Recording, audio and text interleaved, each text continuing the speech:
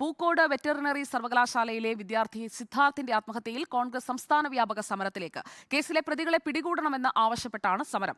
മരണവുമായി ബന്ധപ്പെട്ട് SFIക്കാരായ 12 വിദ്യാർത്ഥികളെ കോളേജിൽ നിന്ന് സസ്പെൻഡ് ചെയ്തിരുന്നു. PR പ്രവീണ നൽകും കൂടുതൽ വിവരങ്ങൾ. PR പ്രവീണ, കോൺഗ്രസ് ഈ വിഷയം ഏറ്റെടുക്കുകയാണ് എന്ന് ഇന്നത്തെ വാർത്താ സമ്മേളനത്തിൽ തന്നെ പ്രഖ്യാപിക്കുന്നതാണ് നമ്മൾ കണ്ടത്. ഏത് തരത്തിലായിരിക്കും സമരം? എന്തൊക്കെ കാര്യങ്ങളാണ് ഇന്ന് നേതാക്കൾ വ്യക്തമാക്കിയത്? അതായത് SFI ആണ് ഇത്തരമൊരു സംഭവത്തിന് പിന്നിലെന്ന് വ്യക്തമായിട്ടും കോളേജ് അധികൃതർ, ഡീൻ ഉൾപ്പെടെയുള്ളവർ ഇത് മറച്ചുവെക്കാൻ ശ്രമിക്കുന്നു. ഈ സംഭവം നടന്ന് ഒരാഴ്ച ഈ പ്രതികളായവർ ആ സ്ഥാപനത്തിൽ ഉണ്ടായിട്ടും അവരെ പോലീസിൽ ഏൽപ്പിക്കാനോ പോലീസ് അവരെ പിടിക്കാനോ ശ്രമിച്ചിരുന്നില്ല. ഈ ഘട്ടത്തിലാണ് ആ സമരം ഏറ്റെടുത്തുകൊണ്ട് മുന്നോട്ട് പോകാൻ കോൺഗ്രസ് തീരുമാനിച്ചിരിക്കുന്നത്. KSUവും യൂത്ത് കോൺഗ്രസും അടക്കമുള്ളവർ സമരരംഗത്തേക്ക് ഇറങ്ങുകയാണ്.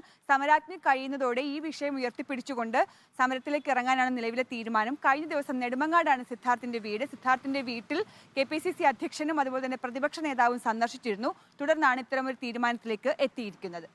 ഓക്കെ, PR പ്രവീണയാണ് വിവരങ്ങൾ നൽകിയത്. ഈ മാസം 18-ാം തീയതിയാണ് സിദ്ധാർത്ഥിനെ മരിച്ച നിലയിൽ കണ്ടെത്തിയത്. അതിന് പിന്നിൽ ആര്? സമരത്തിലേക്ക് കടക്കുകയാണ് കോൺഗ്രസ്.